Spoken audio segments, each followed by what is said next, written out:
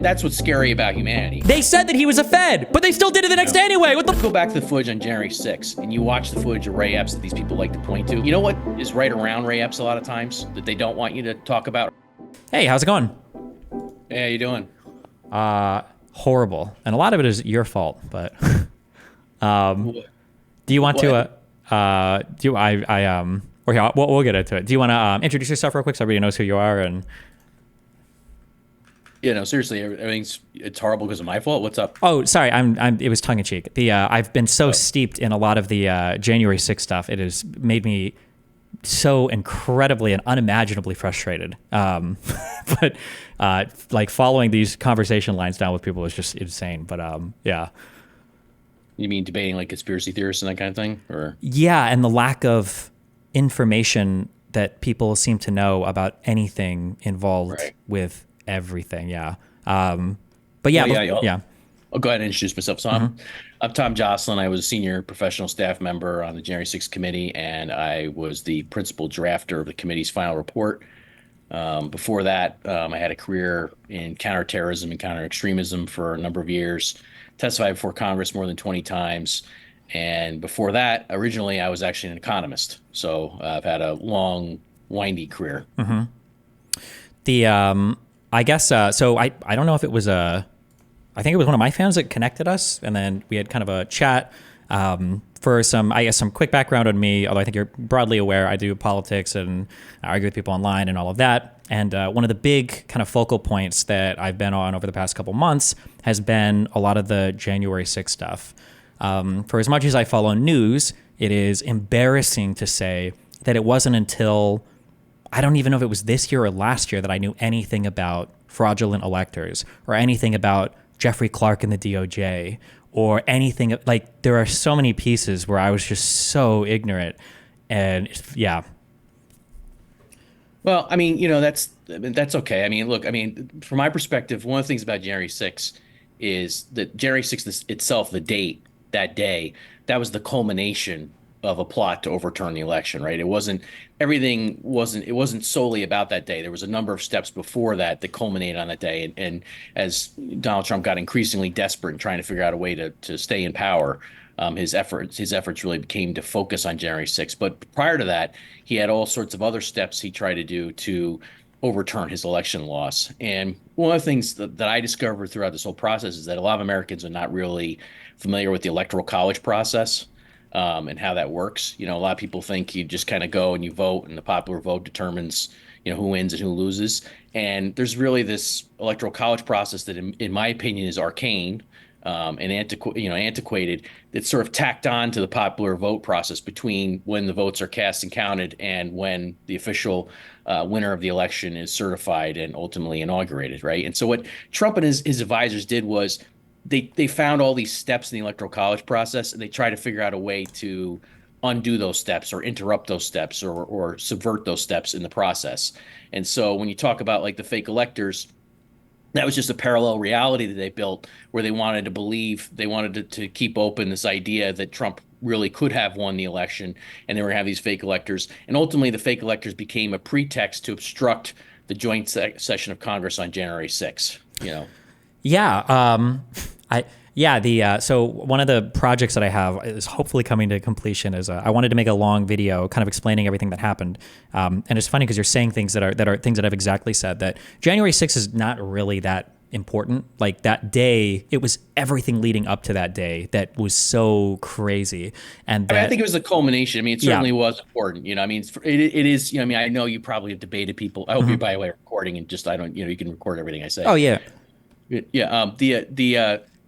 There are a lot of people who try and minimize the violence from that day, or they try to minimize the actual madness of that day. And to me, that's really what January 6th is about. Is about political sickness, a madness that, you know, the crowd has no right to he has no right to summon a mob to Washington and tell them to march on the Capitol. We can get into what he actually did tell them and didn't tell them. But I didn't mean to say that the day was irrelevant. Just that, like, it's like you said, it's the culmination. Like if I really wanted to explain how horrible J6 was, that's going to be the day itself is the least I'm going to talk about. It's going to be all the stuff leading up to it. Well, I mean, you mentioned like the fake electors, and one of the things, if you go through the sort of how that that part of the scheme. I mean, one of the ways to think about this, and other people have used this analogy, so I'm not original in saying this, but one of the ways to think about this is like a spoke and wheel scheme. So there are different spokes on the scheme, the January 6th wheel, so to speak, of how to overturn the election, and one of them is the fake electors. That's one of the big ones, and it's integrated into the other parts of the scheme. One of the things that becomes clear from the record is that the fake elector effort, the people who were actually schemed it up, really dreamt it up and came up with it and put it into action, knew it was all about obstructing the certification of Joe Biden's victory on January 6th, right? There was no other real legal or political justification for the fake elector effort. This is a key point that was missed in a lot of the commentary on this, because what you'll see sort of lawyers argue, well, in case Trump somehow did win one of his court efforts in one of the states and they overturn the outcome, then they need to have the electors ready just in case of that event, so that way they could be counted. But the people who actually came up with the scheme, that's not what they were doing, right? The evidence is that they put it in writing. We know that they weren't counting on any court decision overturning the outcome in any state. The fake electors were purely about obstructing Joe Biden's victory on January 6th. That's what it was all about. And there were different ways they could be implemented or used on January 6th, but that was what it was all about. Yeah. Just as a quick aside, my stream for this is live, so it's not pre-recorded. Oh, okay. So, yeah. I didn't know that, but that's fine. Yeah, just let you know. Great. Well, hi to everybody out there. I didn't doing. Yeah, you're good. I just want to say that just in case. And then on the second thing, the one of the frustrating things, and I don't know if you argue, you mentioned that maybe you've argued with people in real life about this. It's frustrating because people they'll simultaneously justify like an insurrection or a coup, and then they'll say it didn't happen, right? They'll say things like, well, the fake electors, they were never going to actually use these, of course not. But they had to have them because the election was stolen and the states weren't doing anything about it, and they needed a way to, counter these things. And it's like, okay, wait, so it sounds like you're justifying Mike Pence basically choosing the president, right? Because you think it was a stolen election. Like, well, no, like not like that. Like they always like play both sides of it. It's very frustrating when you argue with people about it. Yeah. You're talking about the cognitive dissonance, and I've dealt with this quite a bit. I mean, they can have, it's the same thing where they'll say, well, it was all deep state set up because they wanted Trump's patriots to be tricked into storming the Capitol and attacking police, so that way they could, crack down on them. But by the same token, it wasn't really that violent, and there really wasn't anything that happened that day that's really a concern. I mean, it's the same type of cognitive dissonance, right? And a big part of it, we can get into this if you want to talk about it, but my whole theory of what actually has happened here is that Trump, more than any other political figure in my lifetime, really did harness the power of the conspiracy web, the conspiracy internet. And what you'll find is that, if you study conspiracy theories, there are plenty of conspiracy theories that have like a handful of facts that are interesting or a handful of unknowns, and then they kind of apply all this thinking or assumptions on top of it to turn it into a conspiracy theory, right? And a lot of times those are nonsense and they don't really add up either. But, a lot of times conspiracy theories at least have something or some fact somewhere that somebody's glomming onto, right? What you're dealing with the conspiracy web is a rabid conspiracism. It's just a reflexive belief in anything that's anti-establishment, anti-government, anti-media, anti-democrat, anti-this, anti-that. They're just willing to believe anything. And so, you could have people to this day. I mean, you just saw in Pennsylvania, I think it was in Pennsylvania, Elon Musk got on stage and was repeating the Dominion voting systems. Still. Smear. Yeah, still. I mean, let's talk about how stupid this is, right? I mean, this is a guy who's posting videos on X of rockets being, brought back to Earth and systematically put back in their silo. Pretty cool technology, right? Reusing the boosters and that kind of thing. I don't know. I don't know anything about it. That's far afield for me, but it looks pretty cool to me anyway, right? But he's doing all this kind of cool tech stuff. And meanwhile, he's repeating one of the dumbest conspiracies about January 6th and voting in our country. I mean, if you're a prophet of high technology, which Elon Musk is with Tesla and the electric cars and these rockets and everything else, how can you be this stupid to believe or to go forward with this? It's not even a theory that Dominion voting systems are there's something suspect about them. I mean, vote machine technology is about as simple as it gets, right? I mean, you're counting votes, and we have the paper ballots. And oh, by the way, in late 2020, when these myths were being spread online, they actually hand counted the ballots in places like Antrim County, Michigan, across all of Georgia, right? And what did they find? That the machines were accurate, And here's this guy repeating this nonsense to this day. And by the way, hand counting is less accurate than machine counting. You can figure out why that is. But so what is Elon Musk doing? I don't think he's dumb enough to believe this, or maybe he is, but I don't think he is, right? I think he's catering to the same sort of audience online that really is willing to believe anything. There's this well of credulity out there, Yeah, the one of the big things that I talk about, and it sucks to talk about it because it's like when you say misinformation is a huge problem, everybody says that, but like half the people that say it are the ones that are the worst perpetrators of misinformation. And Right. I think one of the things that surprised me coming into, when I was like, okay, I'm gonna read the whole 840 pages of this J6 stuff because let's see, I think I was arguing with a friend over did Donald Trump abdicate his duty on J6. I'm like, I don't know. Was it really his responsibility? And it was a huge argument we had there where I didn't think it was that big of a deal. That kind of was the inciting moment for me to read the whole thing.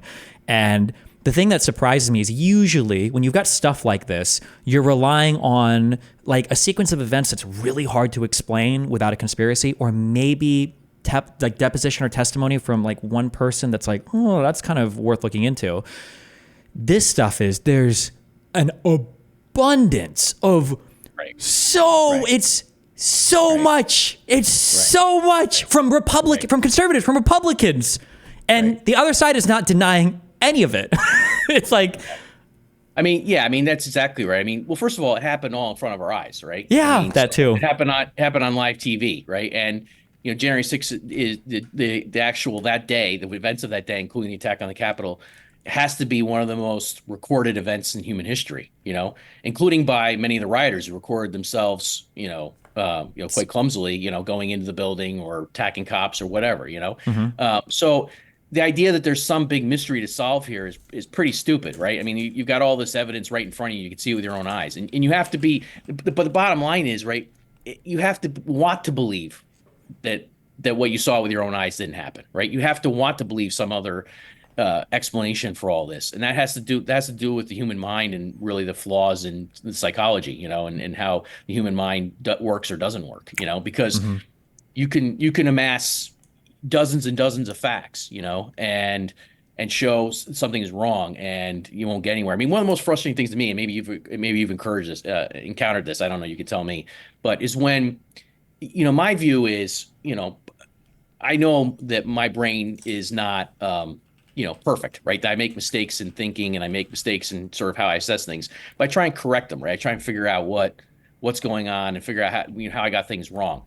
What I've encountered when it comes to this type of thing, when it comes to January 6th or related issues, right, is that somebody will state something. You can show them definitively that it's false, like the Dominion machines, somehow switching votes from Trump to Biden, right? And you can show them that there was a hand recount. You can show them exactly what happened.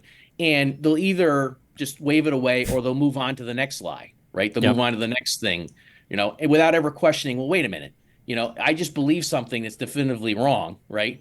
But I'm willing to believe the next thing just because I want to, and that's really, I think, a lot of what's going on. Yeah, they like what you just said about the hand recount. That doesn't matter anymore. They moved on. They're like, okay, fine, they hand recounted, but they removed the ballots from the envelope, so they can't signature verify anymore, or the signatures might have been fraudulent because they mass mailed out. Like, there's nothing. This is why when people argue, like, I don't think they should send out ballots without a request. If they didn't do that and they only sent out requested ballots, they'd say, oh, well, people are fraudulently requesting ballots. Like, none of this is good faith at the end of the day. And like the proof for this as well is, in my mind, right. I don't want to dive into a whole bunch of other political things, so I don't want to accidentally some things we have hardcore disagreements with, but like I'll risk one, okay? Fauci might have said a couple things that were dumb or incorrect relating to COVID. It only takes one statement from Fauci to never believe a single thing that he or the entire medical everything says about vaccines for the rest of human history. One thing, okay? But if I can show you 3 plots, okay, from voter fraud that were started the State Farm stuff is a lie, right? That started as a lie. When you watch the video, it's also a racist lie. But yes, sure, when you watch, so I watched all the State Farm videos. I watched the 6 hours of testimony. Right when I think her name is Deacon Pick or something. She was part of the litigation for Giuliani. And Jenna Ellis's case in Georgia, when she's going through the video, she says, now here, when they go to 9:59, she tells the person operating the video, go ahead 20 minutes, and then they skip ahead 20 minutes. She's like, where did these ballots from under the table come from? And it's like, well, they were, because she knows. And I can show you 3 lies like that. The Dominion voting machine is another thing. That one stupid Pennsylvania thing where 205,000 ballots were received. Yeah, that was... That's in the report. Yeah, it was, yeah. An hour later, a guy responds on Twitter, and you can click through the website and see, you see exactly what it is, right? All 3 of those lies were repeated on January 6th, right? Why is it that I can show you all 3 of those intentional lies from start to finish, so repeated, and you still give these people credibility, but one misspeak from Biden or from Fauci or whatever, and you don't trust it? Well, that goes to belief. Like you said something about not wanting to get into areas of disagreement or whatever. I I'm willing to explore anything, right? I'm willing to examine any evidence and say I was wrong about something, right? But what you're dealing with here with this dynamic when it comes to the conspiracism, again, this doesn't even qualify to conspiracy theory. Right? This is just rabid reflexive conspiracism, paranoia, anti-government paranoia a lot of times. That it doesn't matter how often somebody's disproven in this venue in these beliefs, right? They're just going to continue to believe it anyway. Yeah.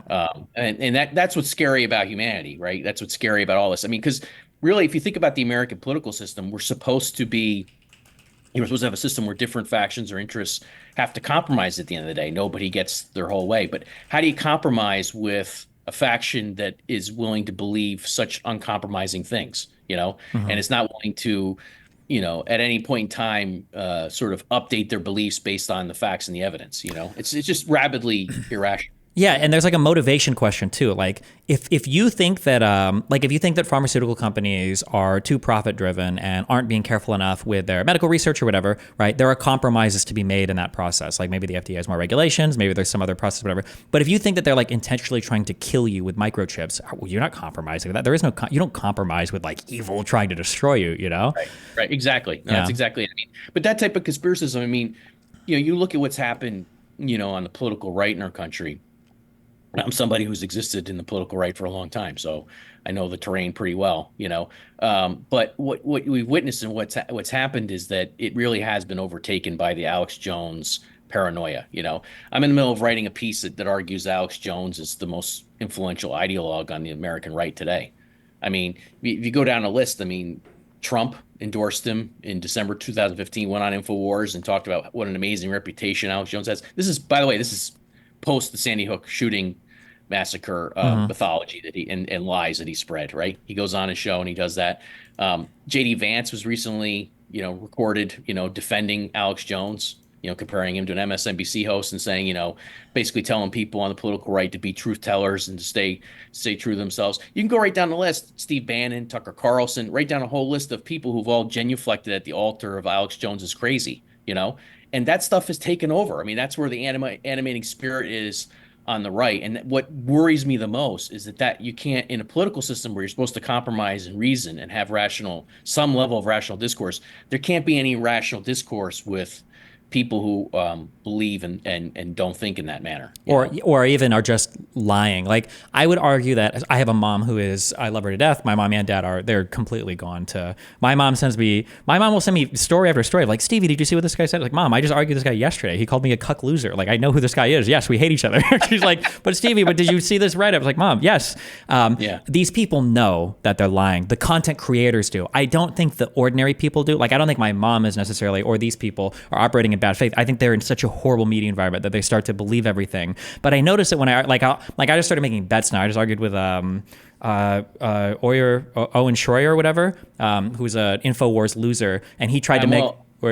I'm well aware of Owen Schroyer, but go ahead. Yeah. So we're arguing, and he's trying to make the claim that like we all saw Tucker Carlson, the police let them in, and it was like, oh, okay. You want to bet $5,000 here and now that the first person that broke into the Capitol, got into the Capitol, was let in by police or broke in with a riot shield? Okay, because we know who it is. Dominic Pizzola. We have the like you said. Is in 4K, 60 FPS, uploaded to YouTube, streamed all over the world, 52 different angles. Like, how can you possibly mind wipe this? Owen Schroyer, I believe, was convicted of entering the Capitol and crimes related to misdemeanors. Or Capitol grounds. Yep. Yeah. 2 months in prison. Yeah. And by the way, I mean, you saw he, prior to January 6th, I mean, he and Alex Jones absolutely incited people with the Stop the Steal, Fight for Trump stuff, and, some of the more provocative imagery. You can actually download the DOJ's court filing for Owen Schroyer from the justice.gov and see what was in there. You can links to the videos, links to everything else. I mean, clearly instigating people, inciting people with crazy nonsense. Yeah, and then afterwards they play so dumb. Like I'm asking him on stage. I'm like, you said that this isn't an insurrection, right? It's like, yeah. It's like, you were saying 1776. What does that mean? And he's like, well, 1776 was the founding of America. And I was like, what would you call that event? And he's like, well, it was the revolution. Would you consider it an insurrection? He's like, no, I wouldn't. I'm like, wait, what? Well, 1776 is at a minimum violent, right? I mean, what do you mean? Yeah, Jesus, yeah. The American Revolution. I'm descended from a young man who fought for the rebels, you know, in the American Revolution. You know, so I take American history very seriously, and I take pride in American history very seriously. And what these guys are selling is really a disfigured patriotism, right? It's really a really disgusting disfigurement of what patriotic belief should be and what it can be, you know. And that's what bothers me. I mean, really, you know, what they're doing is they were advocating on behalf of the modern King George, not on behalf of democracy or individual liberty or, you know, freedom or democracy or anything like that. They were advocating, you know, working for the modern King George, somebody who wanted to overturn that for his own political ambitions and desires, you know? Yeah. But by the way, I mean, something like that InfoWars host you're talking about, Owen Troy there, I mean, if really it was about cops let everybody in the building, well, then why didn't you use that as an excuse in your defense to get off from these misdemeanor charges? If it's so easy to show, then you should be able to show it or go back and relitigate it, you know? Yeah. But I mean, of course, it isn't. I mean, there's plenty of evidence showing what actually happened, you know? Yeah. And then there's we call it the all roads lead to Rome fallacy, where every single thing becomes a reinforcement of the conspiracy, right? If nobody was arrested, it's because nothing happened and we knew it was bullshit. If people get arrested, well, it's because we know that it's bullshit. They're not even going to be convicted. If they get convicted, Ray Epps. yeah. Ray Epps. Oh my God, yeah. Ray Epps didn't say anything near as much as you guys did, right? You guys are accusing Ray Epps' one statement that he made the night before about we're going to go into the Capitol, and when he made it. Baked Alaska, all these people have debated. I know. They said that he was a Fed, but they still did it the next day anyway. What the? What are you doing? Yeah, what the? I pointed that out I did a 60 Minutes episode on that. I think was it earlier this year or last year? I don't even remember anymore. But I did 60 Minutes on that because, you know, they asked me why Ray Epps wasn't in the report, and I said because he wasn't important enough to put in the report. You know, if you actually read Ray Epps' transcript or watch the interviews with him or anything, you know this guy is not really capable of masterminding anything, let alone, you know, January 6th. And but you know, here's the thing about it, right?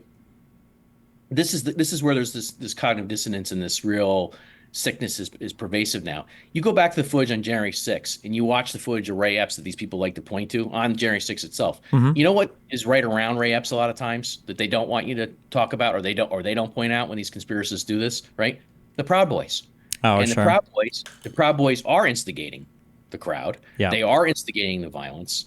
They are instigating the breaches of the outer perimeter of the security of the Capitol, the Peace Circle, and then of the Capitol building itself, right? We just used to mention Dominic Pizzola. That's a 2:13 p.m. Senate wing window, right? Yep. We know that. Everybody saw that. But before that, you know, at 12:53 p.m. on that day, Joe Biggs and the Proud Boys, who've been convicted of seditious conspiracy, by the way, and all this has been, you know, litigated in a court of law, they march a whole group of people to the Peace Circle, the security there. They instigate the crowd.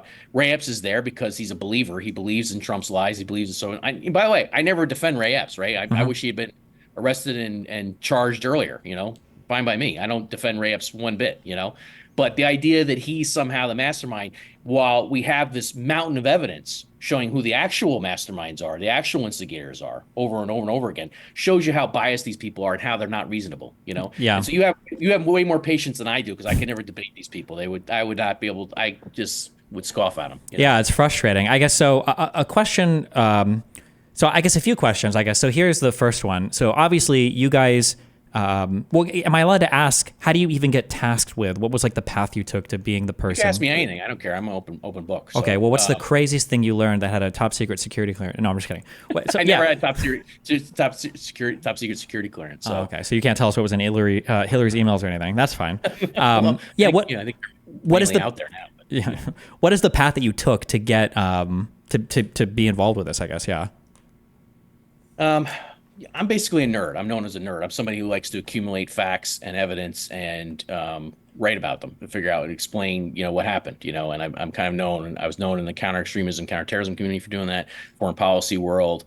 Like I said, I was previously an economist. I did that. And I knew Liz Cheney for a long time. I've known her for over 20 years. And she introduced me to others on the committee, you know, Democrats on the committee. And I interviewed with folks and eventually they, you know, hired me to come on and help put together a report, because basically it's the type of lengthy thing, the type of long, fact-laden, research-dense, you know, project that I kind of specialize in. So, you know, they basically, you know, wanted a nerd to do that kind of stuff. So, can you say prior to this, any other like big projects you've been involved in that you're particularly proud of? Or I mean, a lot. I mean, I've got a peer-reviewed book for Columbia University Press that came out in 2022 while I was on the committee on It's a really a reevaluation of the history of jihadism and foreign terrorism, mainly looking at Al Qaeda and ISIS and the Taliban.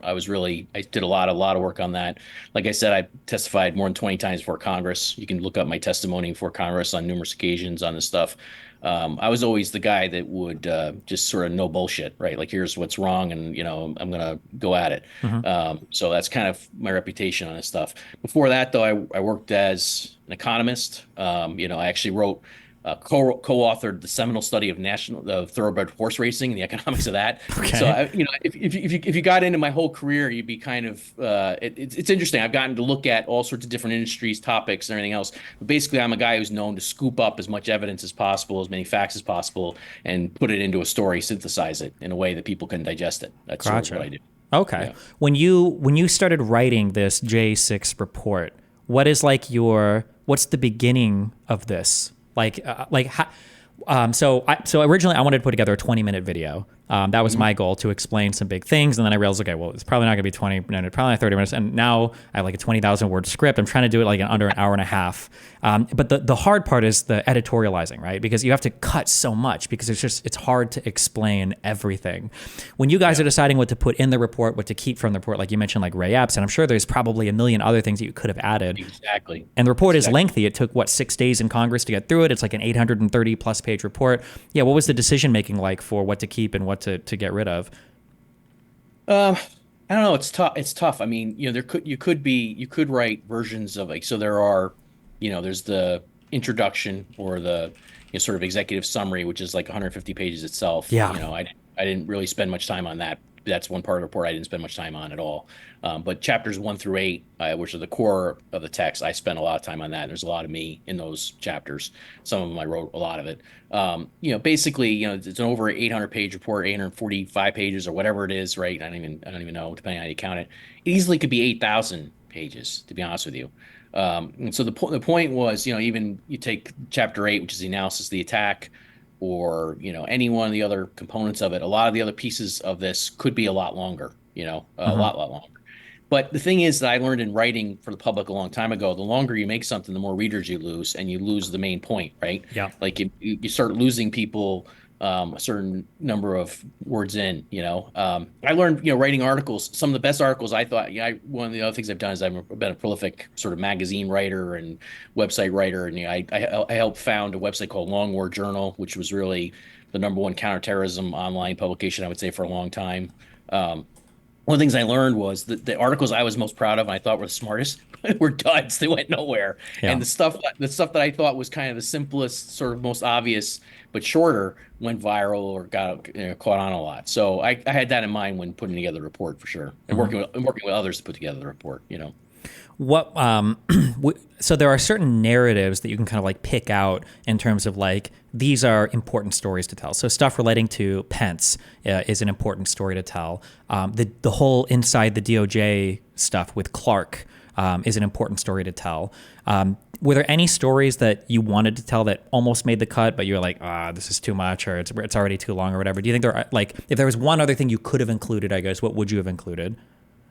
Well, I mean, like I said, I'm a nerd. I think there's been a lot of, I didn't really get a chance to do it. I mean, I would have liked to have done it, but we could have done more on the actual attack and what was the amount of evidence, and the role by online sleuths who have uncovered all sorts of personalities and people who, committed crimes that day, and put together a more robust. The committee kind of put out this sort of shell of this thing I had envisioned, which was a model of the attack. It was supposed to be this interactive thing, and it kind of was a dud. It really wasn't what I had in mind or would hope we would produce. We could have done a lot more with that, with all the video and all the other content that's out there, sort of building out a chronology that had all this video and had all this content that was publicly available, and then sort of filtering it through this interactive model of the Capitol for people to click on and understand things. Yeah.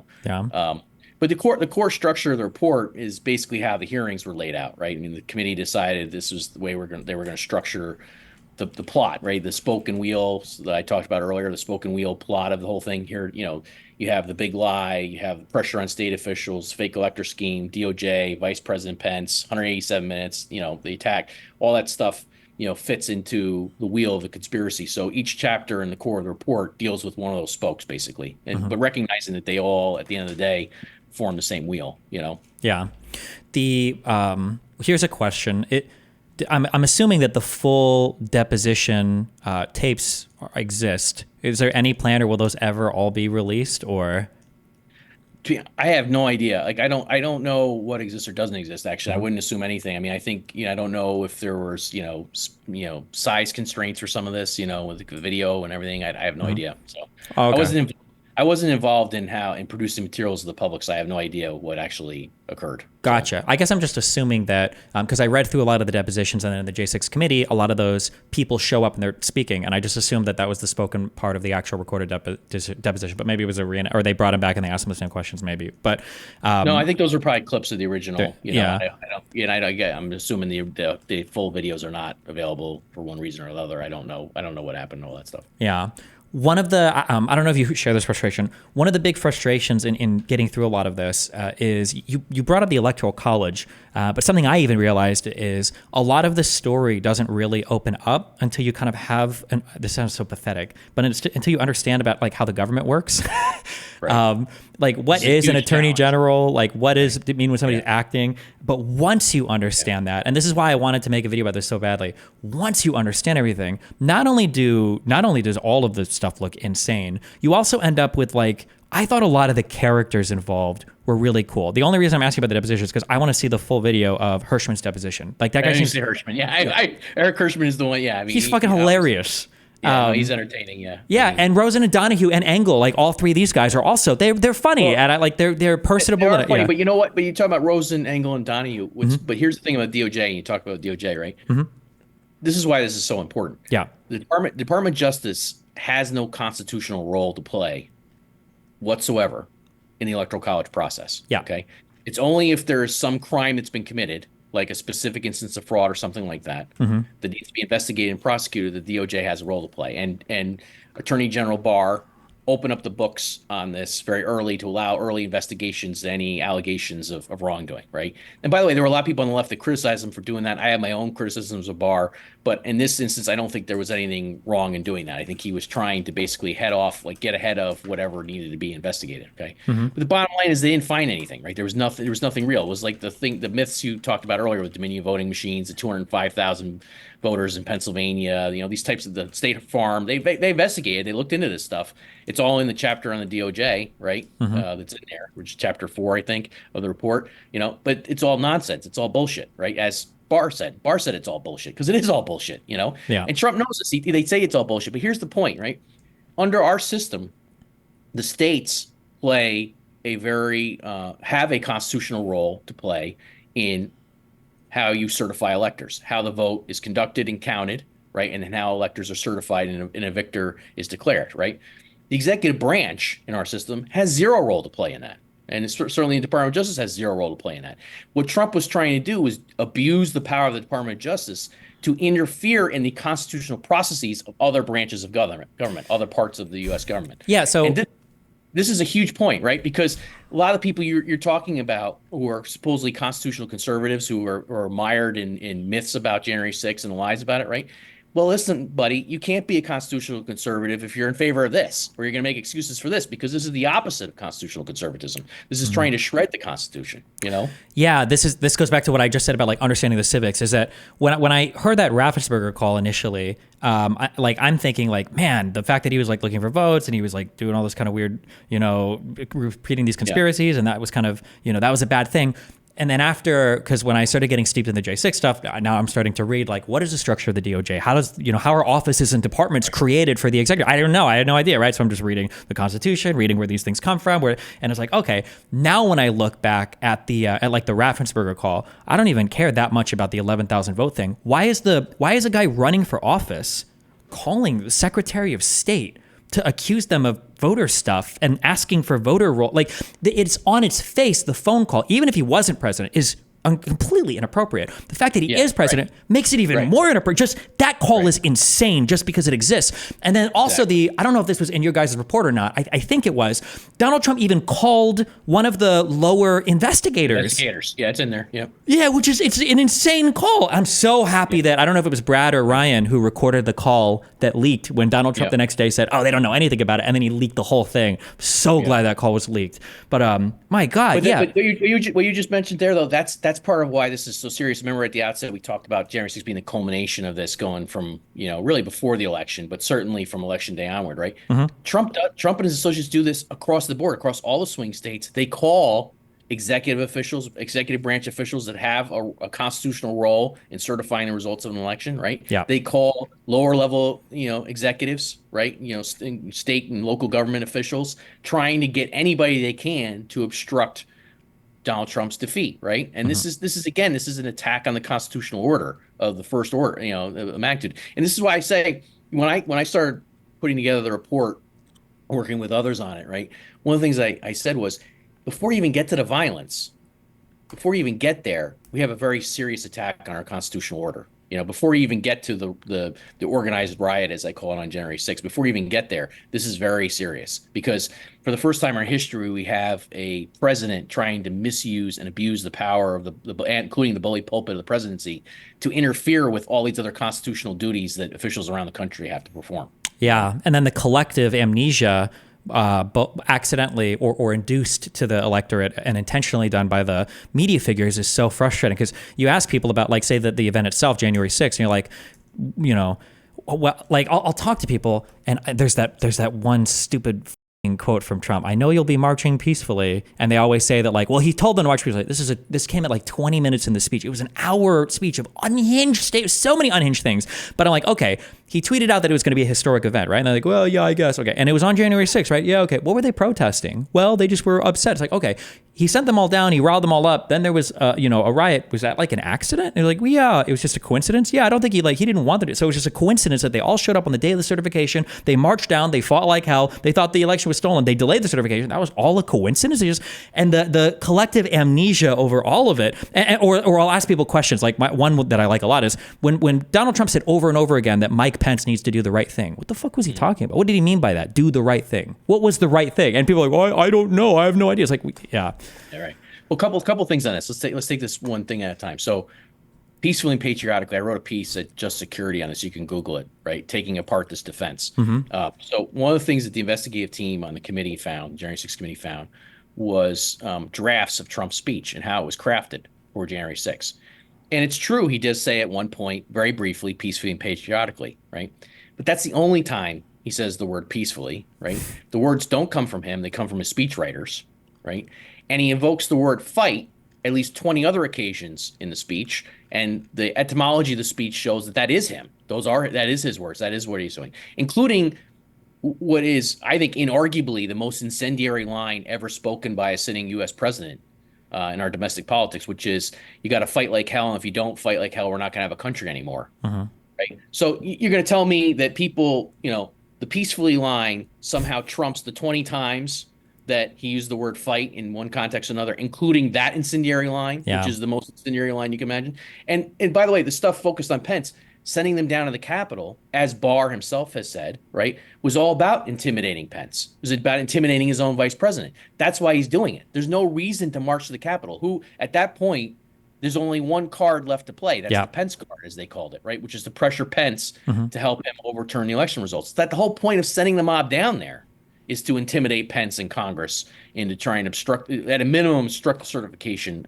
Again, whether he knows there's going to be any violence or not, or whether he's, directly involved in or blessing any violence or not, the point is he wants this mob to go down to the Capitol to obstruct the certification of the proceeding. They want him to intimidate his own vice president into not doing his constitutional duty on January 6th, which is, and by the way, anybody who tells you they don't know what Pence should have done on January 6th, there's only two sources for the vice president's power. They're both discussed in the report, right? One is the 12th Amendment. There's a single line. Doesn't say anything about any of the stuff that Trump was trying to have the vice president do. And the other one was the Electoral Count Act of 1887 at the time, in which case Trump and his advisors were trying to get Pence to violate it. Yeah. Knowingly. So there's no constitutional or historical or legal precedent or basis for anything they're trying to get Pence to do. And the mob gets sent down to Capitol purely to try and get him to do something other than his constitutional duty. Yeah. Yeah, that's the thing too. Like, what were they protesting there? And like, people won't answer that question. What were they on January 6th during the certification of the vote? Right. I thought, because again, they want to live in every world. I thought that the extra slates were just there in case there was voter fraud discovered. Right. Well, there was none. They didn't win that. Right. And they're like, we just need 10 more days. We just want 10 more days to investigate. Really? Yeah. 10 more days is going to, it's It's very frustrating. By the way, 10 more days would have violated the Electoral Count Act at the time, which had governed that proceeding for 130 years. So again, every iteration of what they claimed they wanted, right? Every single one of them would violate either the Constitution or statutory law or a combination thereof. Yeah. So they had no legal basis for any of it, you know. Which is also, it's really frustrating too, that you have to dive a bit into like I don't even want to say it's legalese, 'cause it's not super complicated, but it's hard to understand. I have to explain to people, when they say constitutional, that's code for breaking the law. That's what they mean when they say that. Anytime they mention the 12th Amendment, what they're really saying is we have to break the ECA, the law, because of an interpretation that we have of the Constitution that, as was said by, is it Anthony Short? Or Gregory Short? That Short and... Mark Short, yeah, Mark Short. Greg Jacobs. It's Greg Jacobs and Mark Short, yeah. I think it might have been said by both of them. Yeah, that multiple times Eastman admitted they would lose 2-7, they'd lose 0-9, or that like, I don't think the court would hear it. It's a major political question thing. They wouldn't hear it, right? They knew that this was never going to work. So, but you have to tell people that like, no, constitutional doesn't mean that like they were following law. Constitutional means they wanted to break the law. That's what they were saying. It's Orwellian. It's actually the opposite of constitutional. They want to break the Constitution. They want to subsume. They want the vice president to assume unconstitutional powers. I mean, there's a single line in the 12th Amendment. It's in the report. You can look it up online, right? You have to be completely delusional to think that that single line in the 12th Amendment justifies anything they were trying to get Pence to do, because it doesn't. Right? Yeah. It doesn't say anything about any of that. So, you know, it's frightening though that they were able to invent this whole cockamamie scheme based on one line of text in the Constitution, which, by the way, Eastman and others had admitted previously did not justify. I saw a really good breakdown. Oh, because you guys included that as well. The email where Eastman breaks down is like, obviously the vice president doesn't have the power to do this. It would probably fail on these levels, and he knew that before going in. And then but again, it goes back to the problems here, right? Of wanting to believe something, you know, regardless of what the evidence is. Even somebody like this, who's supposedly a constitutional lawyer, can completely invert what he himself knows about all this to justify his beliefs, you know. Yeah. So so here's a question that I have to speak to states of mind. Some people involved, I would argue, are traitors. But these people all have impressive backgrounds. Rudy Giuliani, the RICO guy, New York prosecutor, right? Sidney Powell. I was the chief counterterrorism advisor for the 2008 presidential campaign. Do what?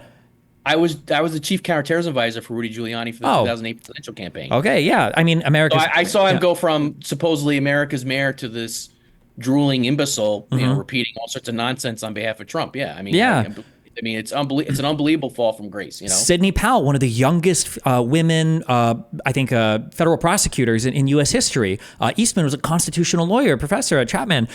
These people have these backgrounds, and all the people that got drafted into Trump's team were just insane. But then on the flip side, and this is something that I'm trying to stress so much to people that I talk to, the J6 plot, all of that, it wasn't stopped by progressives. It wasn't stopped by Biden or Kamala or Obama or the left or the Clintons or whatever. It was a whole bunch of people that Barr is supposed to be the number one executive power and Trump sycophant. And he stood up to it. And Pence heroically stood up to it. And, Hirschman and all of these White House staff and lawyers and everything, like all these guys stood up to it. Why do you think that like people like Barr didn't just go along with it? Like, what do you think was the major stopping point for a lot of these guys? I'm not a mind reader. I don't know. I mean, Barr was certainly, very willing to do Trump's bidding up until then. Which is what makes him unwilling to do it even more interesting and telling and credible. I mean, I have other criticisms of Barr. There are plenty of other ways you can criticize Barr, but he clearly stood up in that moment to what the nonsense Trump was trying to do. And he says, he even says on the record with the committee, he says, I don't think that, any administration should try and stay in power based on lies about the election, So he knows he knows that even though he's backpedaled and he says he's going to vote for Trump and all this other stuff, he knows how dangerous this all is, right? I mean, he has to, but he lived it. I mean, he resigned in like large part 2 weeks before the election. December 14th. Yeah. He issues his letter on just, and December 14th was, 2020. So the bottom line is, but there's an important point here too, to zoom out of all this. So the backbone of the narrative. I mean, there are some Democrats involved. There are some local election workers involved who are not Republicans, Hmm. like, Ruby Freeman and Shay Moss in Georgia, who are smeared with these racist smears, in State Farm Arena. There's people like that, obviously, who are their lives are upended by Trump and his bullying, right? But the backbone of this are Republican officials from the federal government all the way down to the local governments who say no. They stand up to Trump in his attempt to overturn the election, right? But here's the thing. What does Trump do? He systematically attacks using the bully pope of the presidency each and every one of them, including his own vice president, right? Folks, that's the definition of autocracy. He's putting the auto in autocracy, Yeah. right? Because it is, at the end of the day, only about one, right? His own vice president throws him under the bus. His own attorney general throws him under the bus. You can go through all these different other Republicans all the way down. People who worked to try and get him elected and reelected, people who were on his side through election day 2020, people who tried to get him elected and wanted him to stay in office and disappoint election. He throws them all under the bus and attacks them. And he uses the bully pulpit to turn his mob against them, and that's really dangerous. That's very dangerous. Yeah, he does. It's a thing that there are a million things to point out, but it's something that you notice as a trend through all of his speeches up through even January 6th is when people play ball with him, he calls them out and he says, like, this guy is such a great congressman. We support, there are the 11 senators and then I think Jim Jordan or whatever, the worst person in the history of the House. These people that he's always giving credit to, he's always calling out. And when people don't play ball, he's always saying this, I think for Brian Kemp, he called him a schmuck on the phone. These guys that we get elected and they're not loyal to us and they don't help. And it's like, Jesus, like, how is it not so transparent what's going on here? Yeah.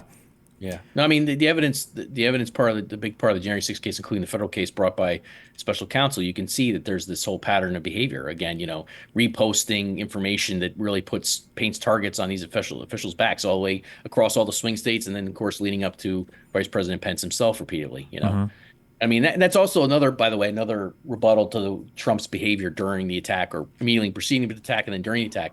The first actual tweet that he puts out is a 224 where he attacks Vice President Pence right in the middle of the attack. Doesn't have the courage to do what was necessary, right?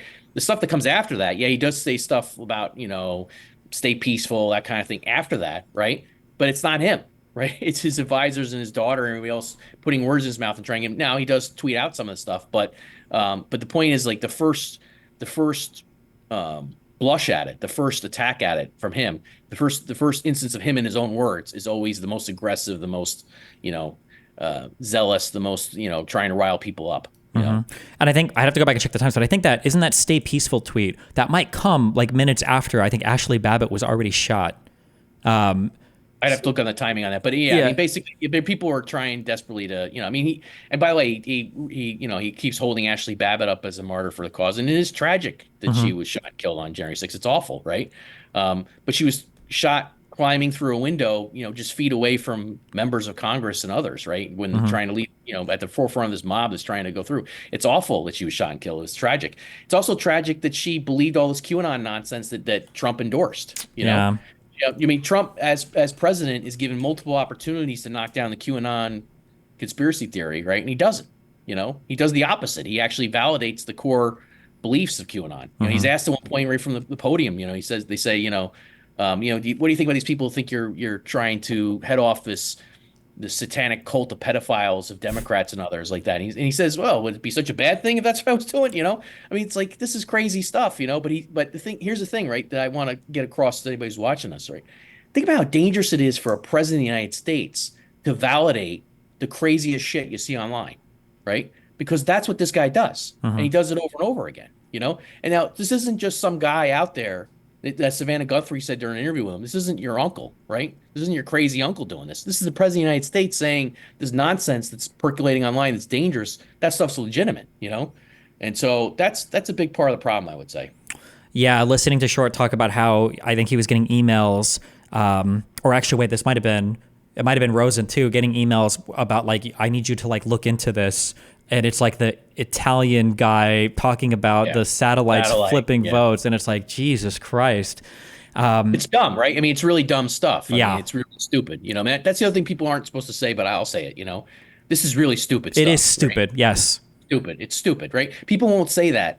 but you have to say that, right? Because it is dumb, right? Hmm. This is an insult to the intelligence of anybody who has any kind of intellect, This is really, really dumb stuff.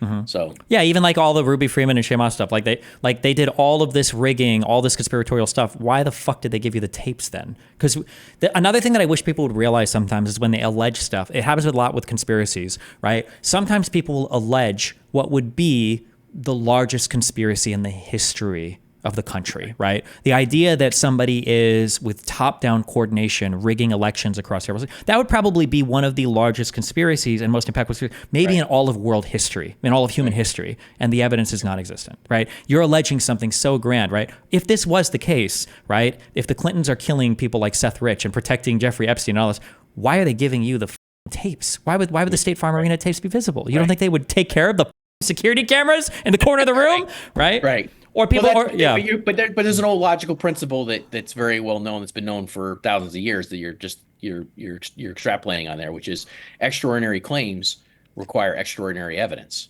right? Oh, I've changed that now. I just say extraordinary claims require at least any evidence at all. Give me one thing. I was going to follow up with saying these extraordinary claims require just a scintilla of evidence. Yeah. Anything whatsoever. Yeah, exactly. I mean, but that's the point, right? They're building these monumental sandcastles on not even a grain of sand, and that's a real big problem, because that's why it doesn't even qualify as conspiracy theories, right? This is just rabid conspiracism, Yeah, because they can just lie with impunity over anything and just keep repeating it over and over and over, and people just like believe it, even though, like I said, a lot of these were debunked like the day of.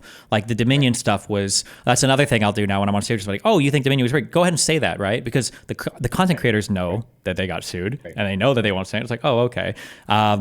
Yeah, or Ruby Freeman and Shay Moss won 148 million, I think, from Giuliani, and that was another thing Owen Schreier said. He's like, yeah, the ballots were ran 3 times in Georgia. I was like, oh, who ran those? Will you say who ran it? He's like, well, it wasn't Ruby or Shay, it was somebody else. Like, oh, okay, we're changing the names now.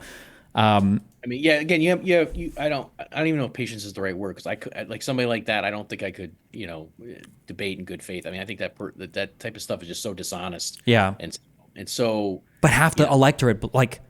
My guess would be over 80% of Republicans probably believe the State Farm video. I'm sure there are liberals that even think the State Farm video maybe is real or hard to explain. I mean, all the data shows that Republicans are much more willing to believe this stuff than liberals or Democrats, for sure, at this point. And again, I think that's because Trump, who was president of the United States, and his minions said it was legit, said it was true, right? I mean, this is the power of the presidency. It's not coming from your crazy uncle. It's coming from a guy who was president of the United States is telling you that all this stuff is going on. Mm-hmm. That's why it's so dangerous. Yeah.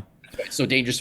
That's why it's so dangerous if 2 weeks from today, or shortly thereafter, he wins the election, in my view, because then this broken reality that he and his followers live in gets enshrined as truth, Yeah, that's one of the biggest things when people say, like, well, what's the worst thing that could happen if Trump is elected? And to some extent, it's like a referendum on what conduct you're allowed to get away with. Like, why would you ever waste your time being truthful or about anything, right? If this is the reward for it. So you said that you were involved in the drafting of the report, but none of the live presentation in Congress, right? No, I didn't say that. No. Oh, okay. Was there? I was involved in. You were asking about where the deposition. Yeah. I don't know where any of that stuff. I didn't have any role in producing stuff online as the committee was shutting down and stuff. I didn't have any role in that. But in terms of the hearings, I absolutely had a role in the hearings. Yeah. Oh, okay. Were you happy with how the video, the presentation turned out compared to the written report? Yeah, I mean, I'm proud of the work the committee did. There's obviously a lot of people involved. I mean, obviously, I'm just one person, so there's a lot of people involved. But yeah, I'm very happy with it. I mean, there's definitely things that always could be better or go better. I mean, I'm a nerd, so I go back and read my own stuff and kind of think it could be better, at times. So, yeah, no, I mean, I think the hearings conveyed what they needed to convey. It's a very Again, there's a lot going on here. There's a lot of evidence, and trying to boil that down and synthesize it and get people to pay attention, understand. But to me, I looked at it as, if you're a constitutional conservative out there, how can you possibly think that any of this is kosher, right? How can you possibly think that anything you're seeing here is legitimate? Because none of it is. Yeah. So what do you think caused, or why do you think it was so hard for Americans to be persuaded by this? Or have you ever in your personal life seen a conservative and argued any of these points and moved them on anything Like, yeah, what is like the most convincing or compelling thing when you're talking to people for this stuff that don't agree with it coming in? Or is there any answer to I don't have a good answer. I mean, you mentioned your family members earlier. I have family members too. I won't, Mhm. identify, but I have family members, friends, longtime colleagues who, people who believe all sorts of bullshit, and they're not stupid people, and yet they believe stuff that's really dumb, Mhm. and it's very hard to accept that and figure out a way around it. I mean, you could sit down and show them something, and what I would say is even if they concede that point, they'll just move on to the next lie, the next thing to justify the original belief, right? Mhm. And it just shows how fragile the human mind really is, and that the human mind is really, um, if a person wants to believe something, he or she will believe it. And this is also what's so dangerous about bad leadership, though, right? Because humans do need decent leaders, people who are willing to guide them and put their passions into something that's productive and is a better outcome for all of us, right? Mhm. And when you have somebody who abuses their authority and their power to lead them down these dark paths and these dark roads, this is the outcome, right? And that's why you have people who believe stuff like they do today about the 2020 election. What do you think for the current information environment that we exist in? Do you have any ideas personally about like what you would like to see changed or any kind of like path forward? Because it seems like it's unsustainable right now, or at least not with America as being a country for much longer. Yeah, I don't know. I don't know what the answer is. I'm not going to claim to have the answers. I mean, a mutual friend of mine opened me up to what you're doing, and to what some other people are doing in terms of these debates and everything. I think that's great. You have more patience than I do in terms of the people you debate, because I definitely would have a hard time not insulting them, from how stupid the stuff is you hear and you see. Hmm. I don't know what the path forward is. I mean, I do think there's, an educational component. I do think people have to kind of be better educated and understand these things. I think that there needs to be a better, sort of consensus building for people who are opposed to this type of stuff. Hmm. Better coalition building. People need to say, okay, we can disagree on X, Y, and Z, but this is sort of a core thing here, right? This is the core of our democracy and how it's going to function, and we need to expand that coalition as broad as possible to hold the line against people who really are so rabid in their beliefs that they would undermine it. Hmm. I think that's one of the scariest things to me is there are, it feels like there are core American things right now that we're not all aligning on in like very troubling ways. Like, again, I don't know your positions on it, but I would argue that a lot of our involvement in the Middle East, especially when it came to Iraq, I'm sure you could justify some initial invasions or attacks like in Afghanistan or you getting Osama bin Laden, but after 9/11, at the very least, it was a like, hold on, okay, let's stop fighting for a second. Whoever the fuck George Bush tells us to go after, we will attack any country on the planet. We are united as fuck. We just got hit. This is bullshit, right? I genuinely feel like today, and maybe I'm wrong, I hope I'm wrong, but I feel like today, if we were attacked by somebody, I don't even know if the United States would be united in its response. Yeah, I don't I've had know. that same thought that many times. Yep. What in your interpretation of things, what do you think is the thing that's changed the most, I guess, over the past like 20 or 30 years? Social media in the online world, because now what happens is that hurting is a human thing. It's a human phenomenon, just like it is for other animals. But it often happens either it can happen with a mob, like you Hmm. saw on January 6th, or it can happen in terms of hurting of opinion. And so I was originally an economist, and much of our sister company was wiped out on 9/11, and so my mind started to turn from these economic projects that I was working on, research projects, to counterterrorism. That's how I originally got involved. And like I said, eventually I ended up being, counterterrorism advisor to Mayor Giuliani for his 2008 campaign, and running in those types of circles and advising people on this, and built a career in the counterterrorism world. And you think about like the 9/11 conspiracy theories, 9/11 trutherism. I mean, I remember back then, I mean, I'm 48 years old. I remember, as a young man back in 2001 and the years after that, 9/11 trutherism was very much marginalized, that people, it didn't really spread in a way that was sort of dangerous for our political body. It didn't really captivate as many people as it could. Hmm. And I look at the trajectory of somebody like Alex Jones, who made, one of the big bumps in his career was 9/11 trutherism, right? He did get a bump on that online, but he was still marginalized and was still kept to sort of his corner, right? And now today, you flash forward, and Alex Jones is being celebrated across the MAGA right as some sort of brave truth teller. Um, that to me, that transformation from somebody and a belief system that should have been marginalized and should remain marginalized to something that could, and by the way, that's entirely tied into January 6th and riling up the crowd before January 6th, on January 6th, and all the lies involved there. That to me is really disheartening and is really dangerous. And I don't know totally how to combat it. I don't know how to I don't know that it can be put back in its box entirely. You know? I know that if Trump is reelected, I think then the freaks are going to fly their flags forevermore. That type of stuff is going to basically be endorsed evermore. And you said, you don't know what the incentive is to be honest or truthful or to do it the right way. That to me as a nerd is really that hurts, right? Because that's I've thought that many times. Like, why am I bothering to spend all this time trying to get the quote precisely correct or do this or that when you can have this type of idiotic nonsense gain traction? Yeah, so. I had a guy that I was debating who was I think he worked on. I don't think it was InfoWars. I think it was part of Tim Pool's crowd or whatever. And he was denying. There's no evidence that the Proud Boys were even involved, and there's no evidence. And if they were involved, they didn't. It's like, okay, let's read through the entire Enrique Tarrio indictment. Let's just read through the indictment, and you tell me if this seems bad or not, right? And we're going through. We're like a third of the way through. It's like, okay, they're just talking. It's not that big of a deal. It's like, okay, well, they want to go to the event. That's fine. And then by the time we hit the end, he's like, I'm not joking when I say this. Okay, this isn't a joke. This is a real story. This YouTube video is on my channel. He's like, I fooled you, and I was like, what do you mean you fooled me? And he's like, Enrique Tarrio is a federal informant, and this whole thing is fake. And I'm like, well, fuck me, I guess. Okay, so we just wasted an hour reading this because you realize it's indefensible, and now it's he was a Fed the entire time. Holy Christ, yeah. And it's like, Jesus, yeah.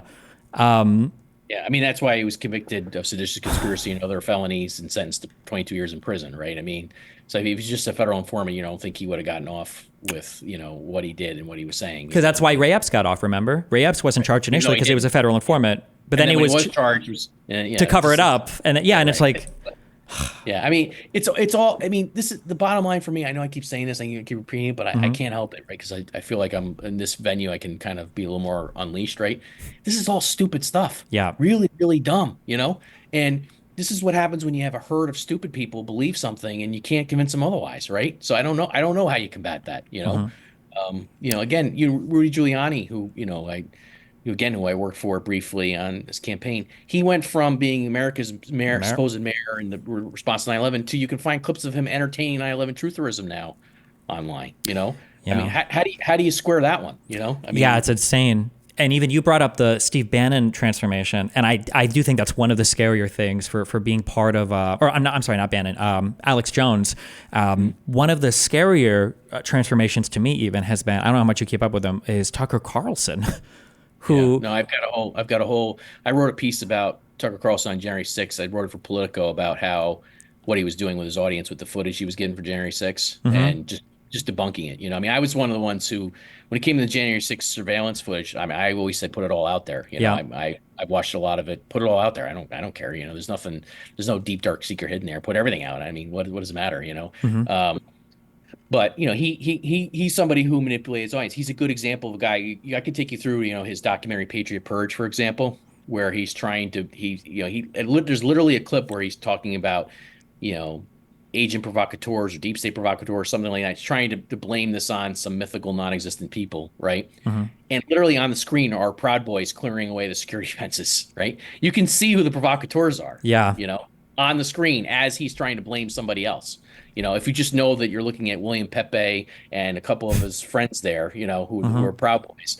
If you knew who they were, you know exactly what actually was going on. And that type of thing is very, the people who watch him, who watch that as he goes through his fall from grace and who want to believe that stuff, I don't know how you get through to them. I really don't, because they're just so rabid in their beliefs. Yeah. It was one of the funniest things. I thought I was going to spend a lot of time trying to find coverage, who said, favorable things about the J6 stuff as it was happening. And I tuned in and I watched the whole day's worth of InfoWars stuff.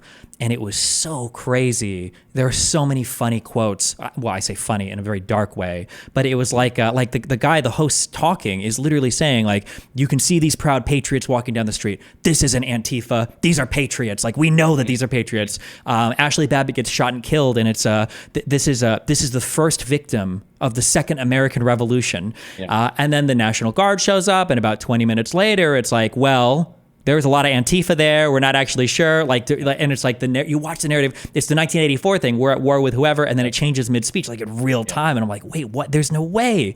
Yeah. Can I? Go ahead. I'm sorry. I was just saying this type of thing, though, what you're describing there, a phenomenon, in the pre-social media, pre-online days where it was sort of limited, this type of phenomenon wouldn't be able to grow as fast as it does. There's always been conspiracism. There's always been crazy beliefs and irrationality and always been nonsense, right? I mean, you can go through the history of America, right? You can point to all sorts of herding of crazy stuff. But the point is now, I think it mushrooms much faster than it ever has in the past, and it's much more vehement, Yeah, unfortunately, yeah. And then it's impossible to keep up with the fact checking on everything because there's so many new things every single day. It's another new thing. Exactly. Can I ask you a couple questions related to counterterrorism stuff? Sure. Cool. Do you have any final thoughts, anything on the J6 stuff before I hop over to this, or? No, ask me anything you want. I don't care. I don't know if you have anybody typing in questions too or anything, it's fine. If you want to ask me whatever. Okay. Yeah. I might grab some of them. I will say real quick, because a guy wanted me to debate the 9/11 stuff, and I was like, you know what, fuck it, let's do it. There were always things about the official story where I was like, maybe I can kind of see, maybe, who knows. There's a movie called The New Pearl Harbor. Have you ever heard of this? I don't know if I've heard of that. It's like a 6-hour 9/11 truther video. I'm sure you've heard of Loose Change, right? Or do you remember that? Yes. The original one, yeah. I will say, going through the New Pearl Harbor, that 6-hour video, and then reading like the NTSB report and everything, I have never been a more official believer, more of a bigger believer in the official story until after reading through all of the documentation and everything. Because there's stuff where, and I didn't even realize, like, sometimes I'll think a thing and I don't realize how dumb it is. Like, there are parts where, like, they're finding passports after the planes have crashed, and I'm thinking, like, Jesus, like, what the fuck is the chance of that? And like, there's no way, right? And then I'm thinking, like, well, I don't know, what is the chance of that? I don't know how many fucking planes crash. I don't know what it looks like. And then you can find all these other examples of, like, well, planes crash and papers fly out. It's like, oh, okay, maybe this, it does happen or whatever, more common than I would have thought. Yeah, there's just so much of that. Running through that 9/11 video was just funny. I built the whole career in the counterterrorism world. I mean, I did some interesting stuff. I mean, I got the CIA to release Bin Laden's files in 2017. I did work with Republican congressmen and others to do that. I did all sorts of analysis on those files. I did, we were famous. We kind of made our bones doing a lot of analysis of the war in Afghanistan. I mean, I'll tell you one of the things about my career that's a real weird thing, real weird dynamic for me. Everything we've just been talking about on January 6th comes from like this anti-establishment, sort of anti-authority, right-wing, anti-government perspective, right? And the thing is, for me, I've actually been critical of a lot of people in government and the elite for so many years, for so many reasons, including on the war in Afghanistan or the war in Iraq or this or that. I mean, I have my own unique set of criticisms. They're not necessarily what anybody else has, but I've been very critical of the powers that be over and over again. And yet I find this whole belief system to be so dangerous and so toxic, right? And so corrosive for our politics and our democracy, because it's not being used to make things better or get better leadership. It's doing the opposite, Yeah, that's always my biggest criticism of misinformation about any particular thing, is that it causes people to, because we have to give so much air now to the bullshit, there are things that we genuinely miss that we don't get to address now. Like when it came to the FISA warrants and the FBI's investigation into Trump and everything, this idea of there being a top-down conspiracy across all departments, it's like, if you know anything about it, it's just no possible way. But it could be, and I think maybe I agree. I think it was Dunham that did the FBI thing, that the end line that basically there can exist a culture politically where people can feel a certain way, and it can lead to biases in departments where we need to have like red teams on certain issues. I'm like, okay, yeah, this makes sense. I could totally see how this could happen, but you don't even get to have any of those conversations publicly, because instead it's like, how do we figure out who like the deep state alien lizard is, rather than how do we counter what could develop as a natural bias in departments. It's very frustrating. Yeah, I mean, there are things that happened with the Trump Russia stuff and investigation stuff that I don't agree with. I mean, there's stuff I think is wrong. But by the same time, the way I put it is the American right has basically built that into this force field around the Death Star, right? So now anytime they fire off a photon beam, whatever, destroying a planet with their lies, they just claim, well, Russia, you can't attack us, right? We were immune from any kind of retaliation, And by the way, I mean, the evidence is clear, including Republicans knew this at one point in time, that Russia did interfere in the 2016 election. They did orchestrate this hack and leak, Russian intelligence did, of DNC's emails. And Roger Stone was communicating with, yeah. Yeah, but even putting that aside, I mean, the point is that Russia did interfere on Trump's side. Hmm. Doesn't mean he colluded necessarily or whatever. They try and focus on the word collusion, right? Well, Yeah. you have to use that word to have a whole damning body of facts about what actually happened in 2016. So but the point is, to your point, you can't have a rational conversation about any of that because it's been so mythologized. You have to crack through, the Himalayan mountain layer of mythology to get to the actual core facts. Hmm. So. On But the go count about or 9/11 or the 9/11 wars or whatever, mhm. whatever you. On the counterterrorism stuff, I've spent before the J6 stuff. I've spent a long time doing kind of like Israel Palestine. Mhm. I'll say specific to that, or kind of Middle East, because if you do history of Israel and their current issues, you tangentially kind of understand some of things going on in other countries around it. How do you feel about, I guess, how I guess I'll say like maybe the young American left or the online communities now, maybe this isn't your perception, but they kind of seem to glorify a little bit people like Sinwar, organizations like Hezbollah or Hamas or the Houthis or Iran. Do you see that as being a significant problem, or do you think it's a thing that happens as much as my perception of it is? I perceive it to be quite a big problem. Yeah, I mean, I've definitely seen that. I mean, you can criticize, for example, Israel's conduct of the war and the response to October 7th and say that certain things they're doing are wrong and they're killing too many people and they're killing too many civilians and they're doing this or that wrong. I mean, you should be able to have those criticisms for sure. You can criticize Netanyahu, I'm not a Mm-hmm. fan of Netanyahu, right? But again, this goes to the cognitive problems of humanity. This is sort of the same dynamic we saw during the Cold War, where you had certain people on the left who would not just be critical of the Vietnam War, which is fine. I'm critical of the Vietnam War. It was disastrous, just as the Iraq War was, although more so even than the Iraq War. But that's different from between doing that and then openly sympathizing with the North Vietnamese or China or something like that, right? Which is you do see this dynamic where people sort of are drawn into being sympathetic for like Sinwar, like you said, or Hamas or Hezbollah, and these are violent, vile organizations. That I mean, before you even get into the terrorist label, which is entirely accurate, right? Just get into their ideological beliefs. What they actually believe is totally inconsistent with anybody progressive left and what they believe should be going on in America. The way they think that society should be structured and organized, and who should have rights and who should not have rights, right, is completely inconsistent with what a progressive left person should believe in the country, in the U.S., or does believe in the U.S. And so I always marvel at that same type of contradiction you see with like constitutional conservatives when it comes to Trump and Trumpism and January 6th, where you have this guy and this movement who are clearly trying to shred the Constitution, and yet they, on behalf of their fealty for the Constitution, they say they need Trump, right? It Hmm. doesn't make any sense.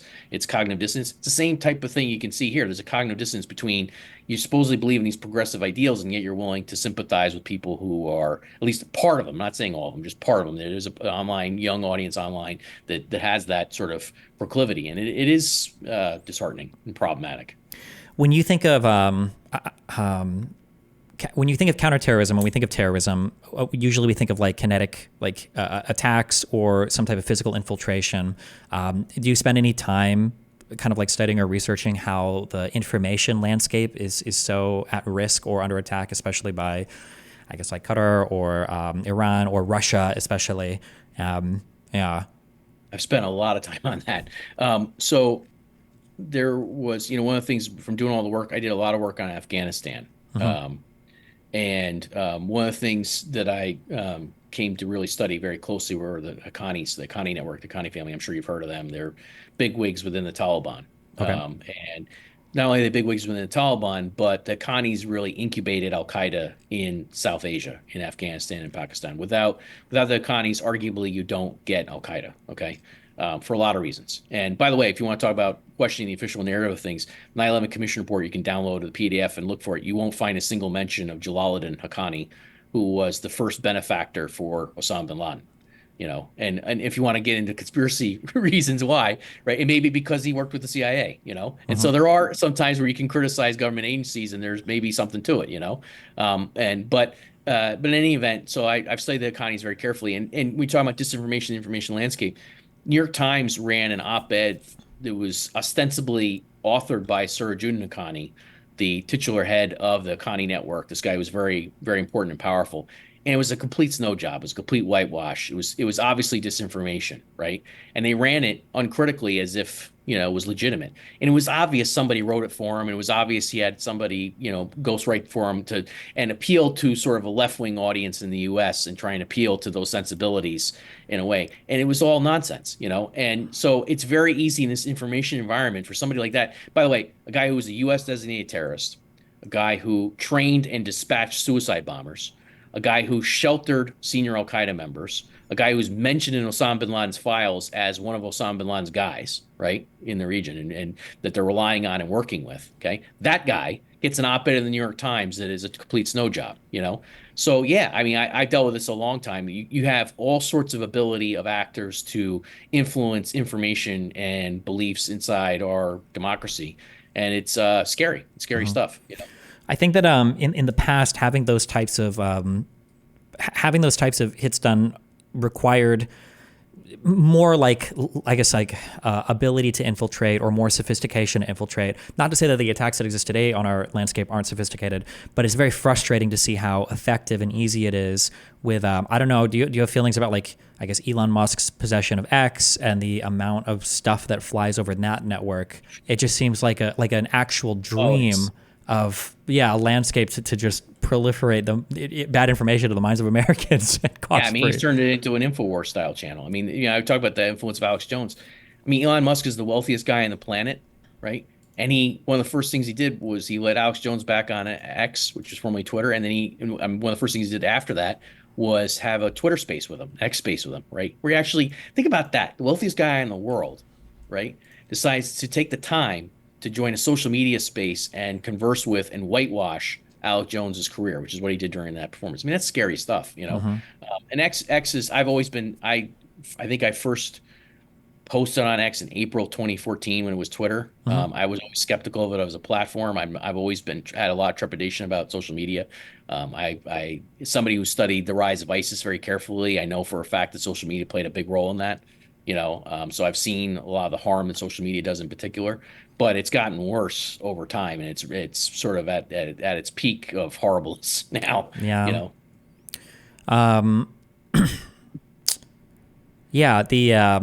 I guess broadly speaking, I feel like one of the things that is hurting the most is the factual worlds that we inhabit are becoming more and more distant from each other. And I feel like I know that people have always complained, like, oh, it's the worst it's ever been. And like, that's just a thing growing up. Like, everybody says that always. But I feel like we're truly reaching points where I think we've already passed the threshold where we're starting to see real world impacts. Like, maybe somebody believes before 9/11 was a conspiracy. Okay, I mean, like, it's bad. You shouldn't believe it. Maybe there's some increase in anti-Semitism online or whatever. But, like, at the end of the day, it's not, like, playing out in a huge way, right? But now you have people who are, like, rejecting, like, help from FEMA, right? Because they think that they're also going to repo their house. You've got, like, bills in Congress that are stalling or dying relating to supporting Ukraine because people think that, Azov and bioweapons and everything, the support for Israel and whatever other countries, whatever, regardless of the position that you're on any of these things, it feels like we're truly reaching a point to where other people on the planet are having a significant influence over our internal political conversations. And in my mind, the party that was the most equipped to deal with that, like, I think that progressives suck because they could deal with racism, but they would never call out, like, brown people or black people for being racist, only white people. Well, conservatives were our, like, conspiracy bunch. And if a foreign country was trying to mess with us, you better believe the conservative conspiracy with her. But like you said earlier about the Russiagate, if you talk to a conservative today and you say, like, do you think Russia tries to meddle with our elections? The answer is no more than America tries to meddle with anyone else, right? And it's like, well, we're, like, defenseless. Right.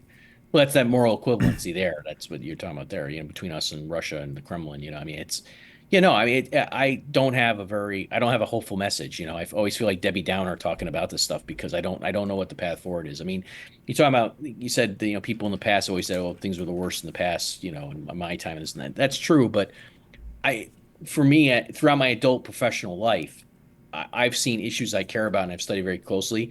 I've seen opinion hurt itself in a crazy, dangerous way and then go right off the cliff, like 9/11 trutherism, like January 6th stuff, like just fundamental belief in our democracy.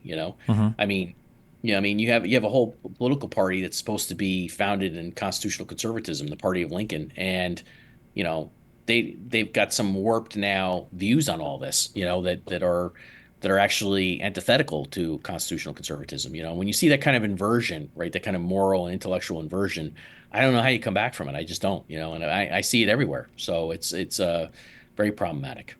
Yeah. Did you have any strong thoughts on did you see the Tenet Media story that came out that there was a, I saw it. Yeah. That's evidence of your point, I mean, how easy it is, right? It's not, but again, like, I looked at that. First thing I thought was, what was the pay that like Tim Pool was getting, like 5 400,000? million over a year, 400,000? Yeah. Holy shit. Like that makes me, question my whole professional career, right? Because Yeah. I'm not making that, and I've never made anywhere close to that. And I'm toiling away trying to carefully assemble the facts the best I can. And then this guy who just pontificates with a bunch of nonsense is getting paid big bucks. But then it makes sense where it's coming from, right? It's coming from a foreign adversary who wants to stir things up. Yeah. So It's very frustrating that not to say that there aren't problems in government or problems in media, but you'll have a guy talking about how like the government and all these actors are corrupt and they're trying to kill the American public and the media are all corrupt. And they'll be talking about, some staff or some report, that are written by guys that are making, 50, 60,000 a year, or they'll be pointing at, people working at, not the big hosts, but like people who are like reporters or whatever working at Fox who are making, maybe 60, 70, 80,000 a year. Meanwhile, this person is making 7 figures easy annually, talking about like these guys are corrupt and they're bribed and they're whatever. And it's like, wait, hold on, really? Like, and you're getting paid to say all this, right? I remember Tim Pool said something,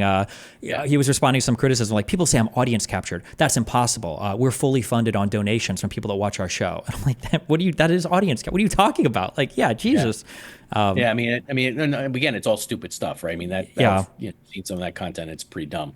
But but when you look at all that stuff, that's the hypocrisy of it all. You hit on something here. MAGA now has, and the American right has its own alternative ecosystem of media. Okay, they have the number one cable news channel, right? They have all these other news channels, right? There's this whole game they play where they talk about the media, right? And they point their fingers at the media and they talk about how the media is this, the media is that, right? Mm-hmm. Meanwhile, you are the media. First of all, you have your own media, right? And if you calculated your batting average in terms of getting things right versus wrong, it's going to be far lower than a lot of the media organizations you're criticizing. Yeah.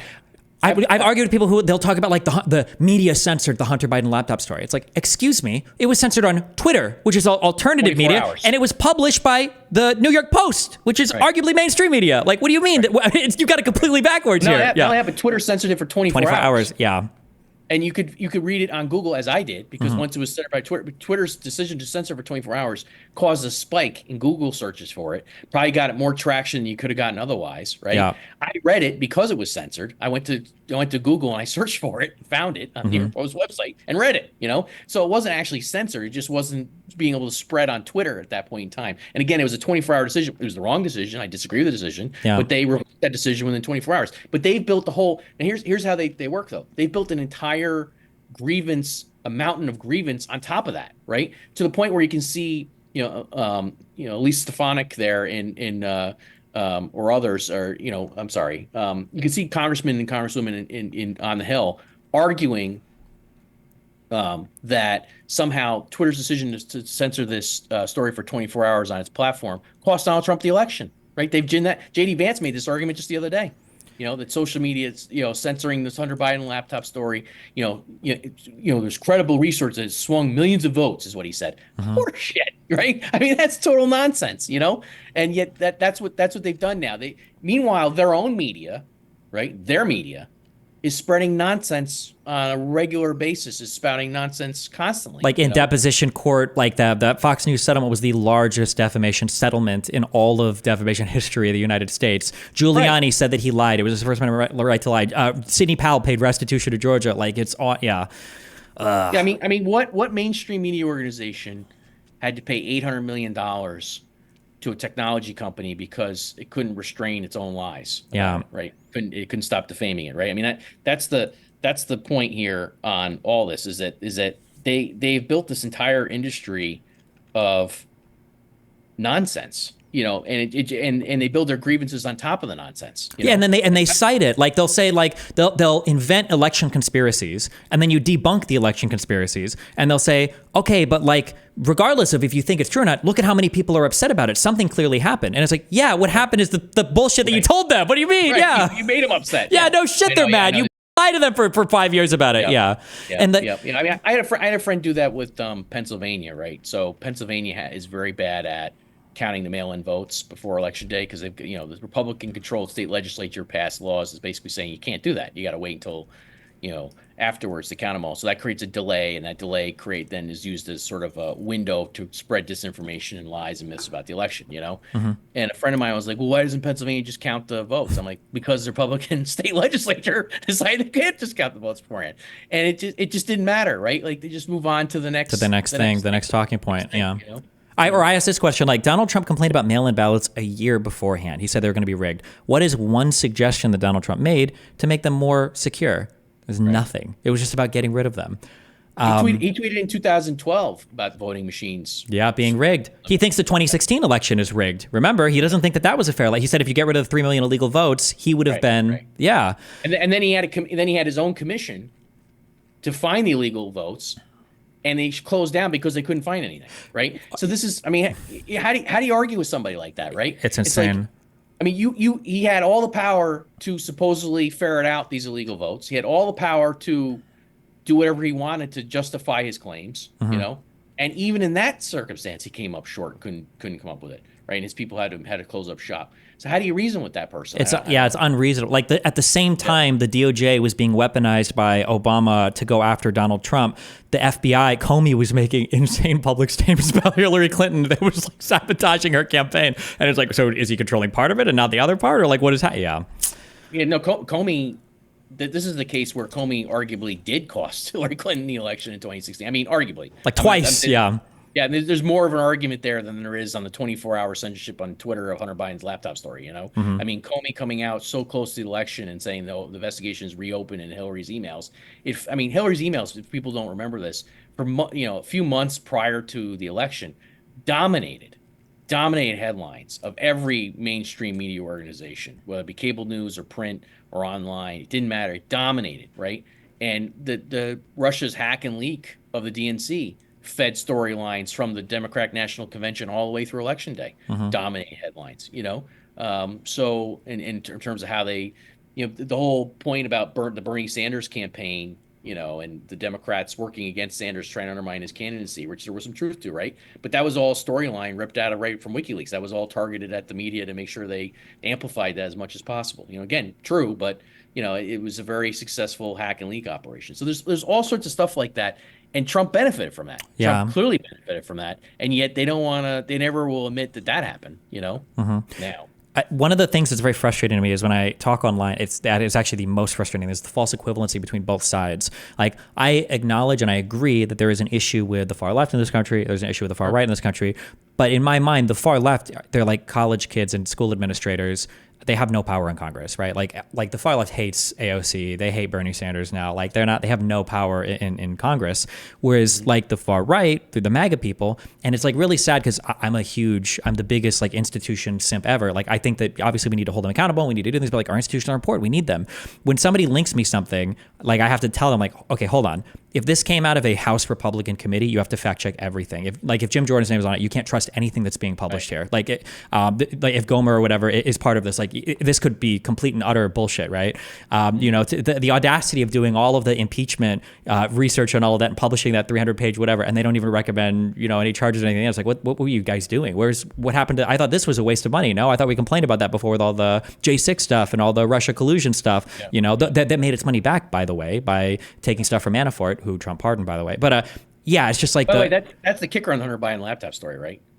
Is they've had the laptop for several years now, and they couldn't land an impeachment out of it, right? Or charges or anything relating to Joe Biden. Right. I mean, if this is the story that should have cost Joe Biden the election, right? If this is the holy grail, this great MacGuffin of a character device, a plot device in this storyline of the 2020 election, right? Then why didn't it pay off in the end, right? I mean, it didn't. Why did it fail? Why did they fail to deliver anything that would have really been the final blow. But again, this is just all, it's just an endless cycle of stupidity, you know? And you're absolutely right, though. I mean, I've had that same thought many times that the crazies are much closer to the center of power on the right now than they are on the left. And that's a big part of the problem. I mean, like, how is your biggest fundraiser like Marjorie Taylor Greene? This woman was posting about Hawaii space lasers. Something is not working here. Yeah, and who posts on her Instagram account that she stands with Alex Jones. Yeah. And who's talking about the weather being controlled now to go against, Republicans. I mean, good luck reasoning with that, Yeah. Well, do you where do you want people to find you or search for your stuff at, or if you could link anything or have people? I don't know. You can just Google me, Tom Joscelyn. I pop up every time to time. I write at Just Security, where I'm a senior fellow. I do have an X account, but I use it sparingly. I don't particularly like it. I'm not on any other social media. I don't. This is all very much a new thing for me. For coming into your corner of the world, online YouTube. I started watching a lot of YouTube content during the pandemic and saw a lot of good and bad, right? There's a lot of talented people like you doing these types of, videos and streaming, that kind of thing. And there's also a lot of crap, so, it's the good with the bad, but it's something I enjoy watching. So it's my first time doing one of these types of things though. So it's fun, Okay, cool. Awesome. Well, hey, I really appreciate the conversation. Yeah, thanks. It's fun to chat. And yeah, if anything ever comes up or if I email you, if you email me or whatever, yeah, we can always chat again. So thanks a lot. I really appreciate the conversation. Yeah. Yeah. Thank you. Bye. Bye.